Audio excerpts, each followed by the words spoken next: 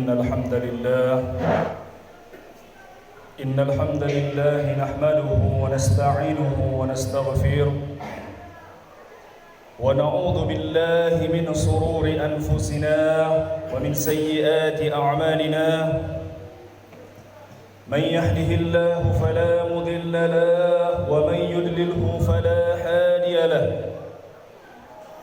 أشهد أن لا إله إلا الله وحده لا شريك له وأشهد أن سيدنا محمدًا عبده ورسوله وحبيبه وخليله صلوات ربه وسلامه وبركاته عليه وعلى آله وأصحابه أجمعين أما بعد فيا عباد الله أوصيكم ونفسي بتقوى الله وطاعته فقد فاز المتقون قال الله تبارك وتعالى في كتابه الكريم وهو أصدق القائلين أعوذ بالله من الشيطان الرجيم بسم الله الرحمن الرحيم يا أيها الذين آمنوا اتقوا الله حق تقاته ولا تموتن إلا وأنتم مسلمون وثم قال الله تعالى في آية أخرى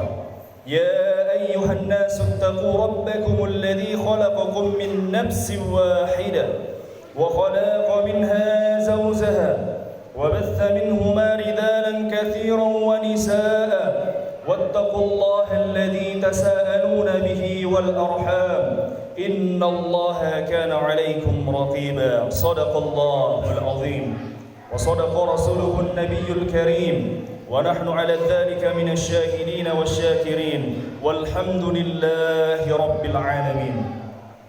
Alhamdulillah Rabbil Alamin.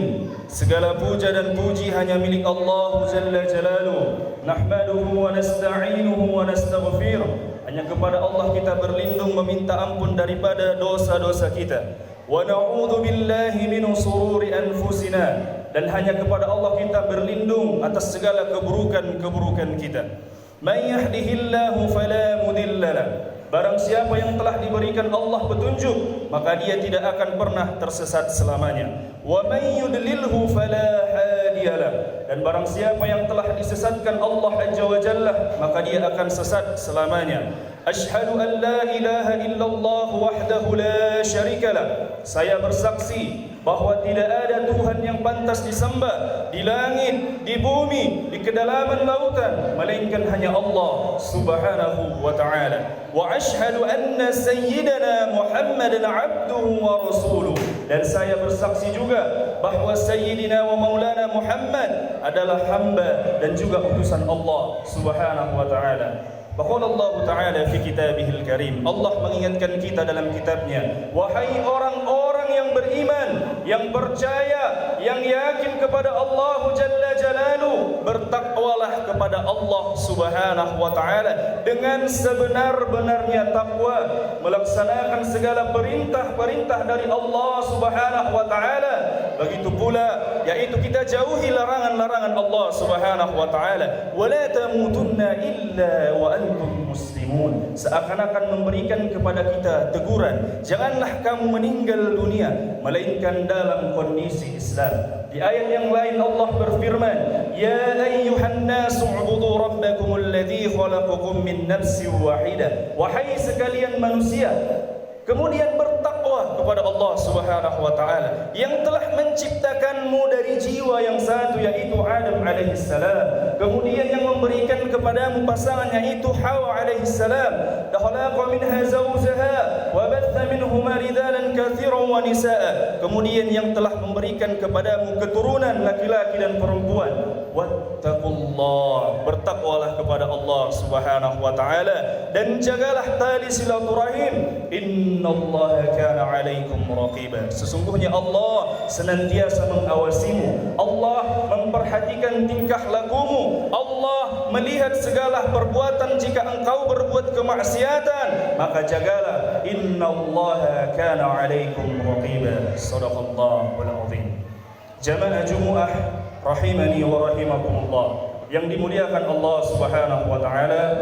Puji syukur kehadirat Allah Subhanahu wa ta'ala yang masih memberikan kepada kita nikmat-Nya, kasih sayangnya, rahmatnya, petunjuknya, meringankan langkah kaki kita menuju masjid yang kita muliakan ini, melaksanakan kewajiban kita, yaitu salat Jumat berjamaah. Mudah-mudahan Allah memberikan balasan kebaikan kepada kita. Amin ya rabbal alamin. Salawat dan salam kepada Sayyidina wa Maulana Muhammad sallallahu alaihi wasallam. Tak pernah lupa, tak pernah bosan dalam lisan kita agar senantiasa bersalawat kepada Rasulullah alaihi salatu wassalam. Di mimbar yang mulia ini, selaku khatib berwasiat kepada pribadi khatib sendiri, mengajak saudara-saudaraku yang dimuliakan Allah Subhanahu wa taala, marilah kita sama-sama meningkatkan takwa kita kepada Allah Subhanahu wa taala, meningkatkan amal ibadah kita di bulan Ramadan yang mulia ini semata-mata mengharapkan ridha, mengharapkan ampunan, mengharapkan kasih sayang dari Allah Subhanahu wa taala. Ma'asyiral muslimin wa jumratal mu'minin rahimakumullah. Pada tahun kedua setelah hijrah, artinya 40 tahun usia Nabi Muhammad sallallahu alaihi wasallam, 10 tahun waktu di Makkah. Ketika tahun kedua hijrah, setelah Nabi Muhammad sallallahu alaihi wasallam pulang Isra wal Mi'raj, kemudian Allah memerintahkan Rasulullah sallallahu alaihi wasallam yang sekarang tercantum dalam Al-Qur'an surah kedua Al-Baqarah ayat 183. A'udzu billahi minasy syaithanir rajim. Bismillahirrahmanirrahim. Ya ayyuhalladzina amanu kutiba alaikumus shiyam kama kutiba alal ladzina min qablikum la'allakum tattaqun. Wahai orang-orang yang beriman, ketika Allah memintakan kepada orang-orang yang beriman, dan hanya orang-orang berimanlah yang dipanggil untuk berpuasa. Ketika Allah mengatakan kepada menyembah Allah, Allah panggil seluruh manusia. Ya ayyuhan nasu ubudu rabbakumul ladzi khalaqakum wal ladzina min qablikum la'allakum tattaqun. Wahai seluruh manusia, sembahlah Allah Subhanahu wa taala. Jika engkau sembah Allah, maka engkau akan menjadi orang yang bertakwa. Itu kalau untuk menyembah Allah. Jika untuk menyembah Allah, Allah katakan kepada seluruh manusia. Akan tetapi jika berpuasa, Allah katakan pada orang-orang yang beriman. Karena hanya orang-orang yang berimanlah yang bisa untuk berpuasa. Kutiba alaikumus syiyam, telah dituliskan dalam arti jangan kau hapus sampai hari kiamat. Allah Jalla Jalaluhu tidak mengatakan wajaba alaikum, akan tetapi Allah mengatakan kutiba alaikum, dituliskan untukmu. Bahwa sesungguhnya umat sebelum umat Islam juga berpuasa, yaitu Bani Israel. Bani Israel berpuasa.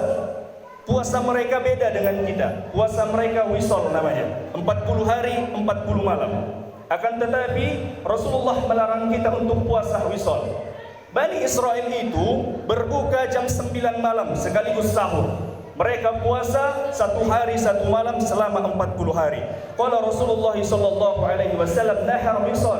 Kita tidak diperintahkan Allah untuk puasa yaitu 1 hari 1 malam. Akan tetapi Allah Subhanahu wa taala mengatakan kutiba alaikumus syiyam, dituliskan kepadamu berpuasa, jangan hapus sampai hari kiamat. Dan bisa kita lihat sekarang, orang-orang Yahudi tidak ada lagi yang berpuasa. Kenapa? Karena mereka hapuskan itu dari kitab mereka. Dituliskan kepadamu berpuasa sebagaimana yang dituliskan, diwajibkan atas orang-orang sebelum kamu. Dan intinya adalah la'allakum tattaqun, agar kamu menjadi orang yang bertakwa. Itu sebuah hal yang sangat singkat. Dari mukmin, orang yang beriman kepada Allah, menjadi muttaqin, orang yang bertakwa. Orang yang beriman dan yang bertakwa itu sangat berbeda jamaah. Orang yang beriman wajib dihisab amal ibadahnya.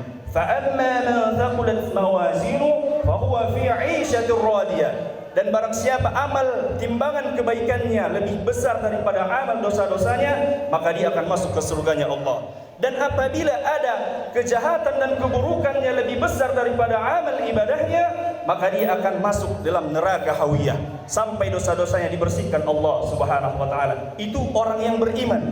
Akan tetapi orang yang bertakwa dikatakan Allah Subhanahu wa taala, wasiqal ladzina taqu rabbahu ila jannati jumara. Orang-orang yang bertakwa itu masuk ke surganya Allah Subhanahu wa taala tanpa diperiksa-periksa.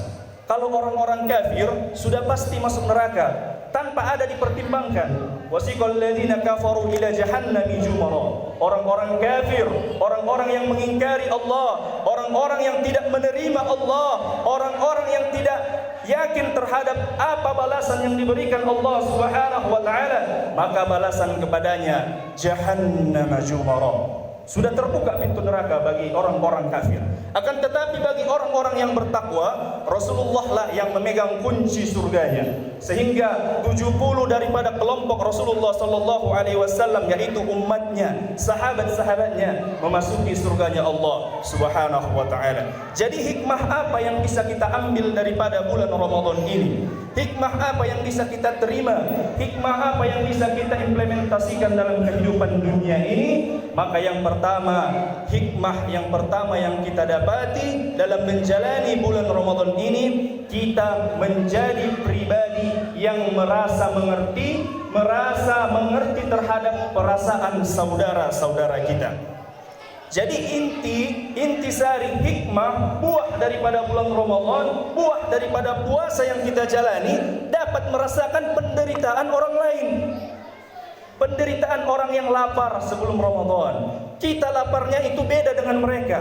Kita azan maghrib sudah makan, sudah minum. Ketika orang-orang yang miskin, orang-orang yang kelaparan, mereka lapar berhari-hari, berminggu-minggu, bertahun-tahun, dan dididiklah kita di sini untuk merasakan penderitaan mereka. Udah berapa tahun bulan Ramadan kita alami? Udah berapa tahun bulan Ramadan kita jalani? Sudah 20 tahun, sudah 30 tahun. Apakah kita merasakan penderitaan saudara kita? Kita tanyakan dalam hati kita. Yang kedua, dikatakan oleh Rasulullah alaihi salatu wassalam, la yu'minu ahadukum. Kamu belum beriman hatta yuhibba li akhi ma yuhibbu li nafsi. Sebelum kamu merasakan penderitaan saudaramu sama seperti engkau merasakannya kepada dirimu sendiri. Yang kedua, hikmahnya apa setelah kita menjalani bulan Ramadan ini? Kita menjadi pribadi yang disiplin. Kita menjadi pribadi yang tepat waktu. Kita menjadi pribadi yang paham terhadap aturan waktu dari Allah Subhanahu wa taala. Ketika sahur, kita diingatkan sahur sebelum azan subuh. Kita diperintahkan berbuka, yaitu sebelum azan maghrib ataupun setelah azan maghrib. Akan tetapi jika ada seorang manusia, dia sahur jam 7 pagi, akan tetapi dia maksudnya berbuka jam 9 malam, tidak diterima. Karena ayyaman ma'dudat, ada waktu-waktu yang sudah ditetapkan oleh Allah Subhanahu wa taala.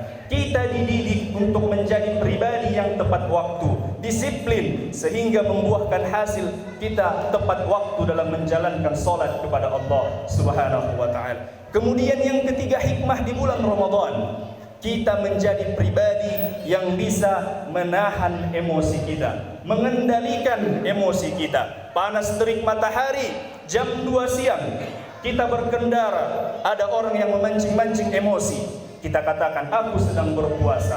Dan puasa ini hanya untuk Allah Subhanahu wa taala. Kita tahan emosi kita. Tujuannya adalah ketika selesai bulan Ramadan, kita menjadi orang yang tidak arogan, menjadi orang yang mudah senyum, menjadi orang yang mudah bersabar. Kemudian yang terakhir adalah hikmah yang paling utama, kita menjadi pribadi yang muraqabah. Apa itu muraqabah? Dalam pengawasan Allah Subhanahu wa taala. Dimanapun kaki kita injakkan, dimanapun langit kita junjung, dimanapun berposisi kita berada, di rumah, di pekerjaan, dimanapun, di tempat sesempit apapun, di tempat seluas apapun, ketika tidak ada yang melihat kita melakukan dosa, tidak ada yang melihat kita minum, tidak ada yang melihat kita bermaksiat, tidak ada yang melihat kita makan, tidak ada yang melihat kita mencaci. Innallaha kana 'alaikum raqiba. Allah yang selalu mengawasimu, Allah melihatmu, Allah tidak buta, Allah memperhatikan semua daripada salah ataupun kesalahan kita. Kita dididik agar tetap yaitu muraqabah, pengawasan Allah Subhanahu wa taala. Yang kedua, buah daripada bulan Ramadan adalah kita disuruh Allah untuk mengendalikan nafsu kita, untuk mengendalikan tidak makan dan tidak minum, yaitu yang halal-halal. Makan halal, istri halal. Itu yang kita dilarang, agar kita menurunkan syahwat kita pada syahwat yang paling rendah. Karena manusia ini terkadang memiliki syahwat yang tinggi, memiliki hati yang tinggi, akan tetapi kita disuruh meredam, menahan nafsu kita sampai pada nafsu yang paling bawah, nafsu mutmainnah. Itulah nafsu. Nafsu itu banyak, ada al-mara, nawwama, mutmainnah, radiyah, maradiyah.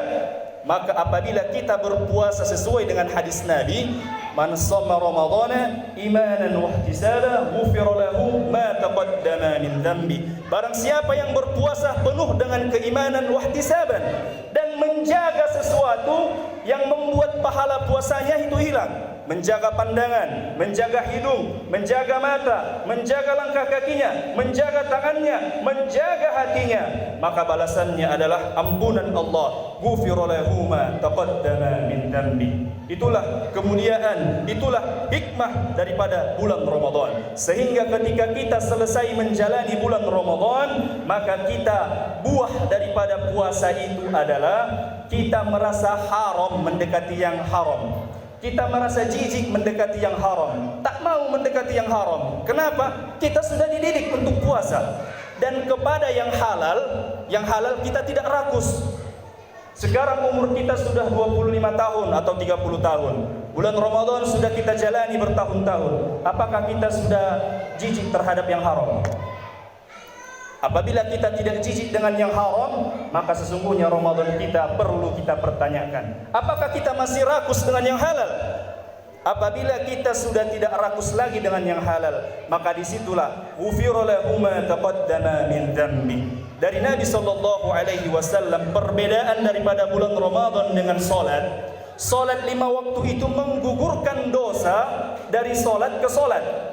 Contohnya subuh, kita solat subuh, kita kerja beraktivitas, kita mendapatkan dosa lagi. Kemudian solat zuhur, dosa dari subuh ke zuhur dibersihkan. Dosa dari zuhur ke asar dibersihkan. Asar berbuat dosa lagi. Asar ke maghrib, solat dibersihkan dosa kita. Maghrib kita berbuat dosa lagi, karena memang manusia tak pernah hilang dari dosa. Kemudian solat isya, kemudian dosa dari maghrib ke isya diampuni Allah. Akan tetapi Ramadan itu beda. Man shoma ramadhana imanan wa ihtisaban ghufira lahu ma taqaddama min dhanbi. Barang siapa yang berpuasa penuh dengan keimanan, dijaganya dari sesuatu yang membatalkan puasa, pandangan, lisan, tangan, kaki, ghufira lahu ma taqaddama min dhanbi, maka Allah akan ampuni dosa-dosanya yang telah lalu. Artinya jika umur kita 50, 15 tahun kita balik, artinya 35 tahun diampuni Allah Subhanahu wa ta'ala. Amin ya Rabbal Alamin. Mari kita manfaatkan Ramadan kita. Bisa jadi ini Ramadan terakhir kita. Ramadan tahun depan sudah pasti ada, kitanya belum tentu ada pada tahun depan. Oleh karena itu kita maksimalkan, kita implementasikan dalam kehidupan dunia kita, menjalani, mendapatkan manfaat, rahmat, karunia sesuai dengan petunjuk dari Allah Azza wa Jalla. Amin ya Rabbal Alamin. Barakallah li wa lakum fil Qur'anil azim, wa nafa'ni wa iyyakum bima fihi minal ayati wa dhikril hakim, wa taqabbal minni wa minkum tilawatahu innahu huwas samiul alim. Aqulu qali hadha wa astaghfirullah العظيم لي ولسائر المسلمين والمسلمات والمؤمنين والمؤمنات فلا فوزا مستغفرين ويا هدانا الداعمين.